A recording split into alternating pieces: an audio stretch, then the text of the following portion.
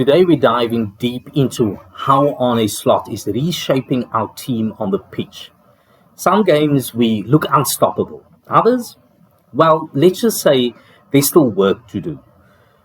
I want to break down exactly what's happening in terms of pressing, build-up, transitions, and attacking patterns.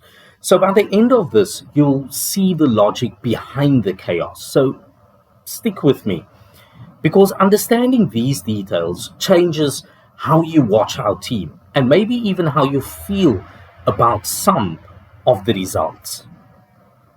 Let's start at the back. And Slot's Liverpool builds from the goalkeeper and also the centre backs, which means our back three or four aren't just defenders.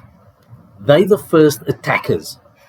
Watch how the fullbacks push high, stretching the pitch, creating options for the pivots. Pressing triggers are key.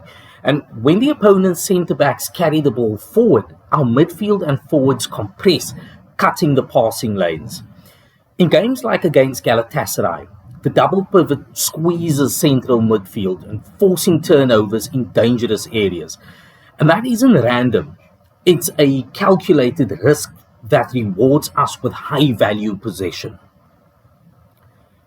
Once we win the ball, transitions are lightning fast, and Slot loves exploiting the half spaces and wide channels. And if you look at how Wirtz drifts into that corridor of uncertainty, he pulls defenders out of position, opens the lanes for the wingers or for the central striker. And rapid counter-attacks under Slot are less about sprinting blindly and more about structured overloads, passing triangles and player rotations that confuse the opposition's or the opponent's shape. And this is why certain matches feel effortless. Space is systematically created and exploited. Moving into attack, the fullbacks overlap and midfield rotations define our patterns. Slot's flexibility here is key. And sometimes a 4-3-3 morphs into a 4-2-3-1 mid-game, depending on how the opponent defends. And notice recurring movements like Gravenberch moving or drifting into half spaces, or Van Dijk orchestrating from the back. And these patterns are predictable in structure, but they are unpredictable in execution, which keeps the opposition's defenses guessing. Our team identity isn't just the formation. It's how each player interprets his role dynamically. And defensively, shape and compactness are everything. Out of possession, Liverpool adjusts pressing intensity based on triggers. High press, mid-block, low block. And Slot ensures we aren't rigid. The defensive line compresses strategically. They don't just step up or drop back blindly. Now, this balance is why we recover the ball efficiently and limit high-quality chances for opponents, even if it doesn't always look pretty. So what's working?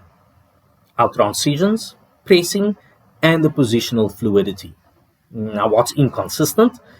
Well, sometimes midfield rotations leave gaps, and the high press can be bypassed by teams that play quick vertical balls. Look, Slot is reshaping our identity. And if we tighten the midfield rotations and maintain high intensity, Liverpool could dominate possession against nearly any team. Understanding this gives you a lens to appreciate both the brilliance and the frustrations. So, to recap, 3 tactical takeaways: pressing triggers, exploitation of half spaces, and flexible formations. But I want to hear from you. How do you see Slot's system evolving? Drop your thoughts in the comments below. And if you want more tactical insights and perhaps fan perspectives, hit that subscribe button. Thanks for watching. And as always, you'll never walk alone.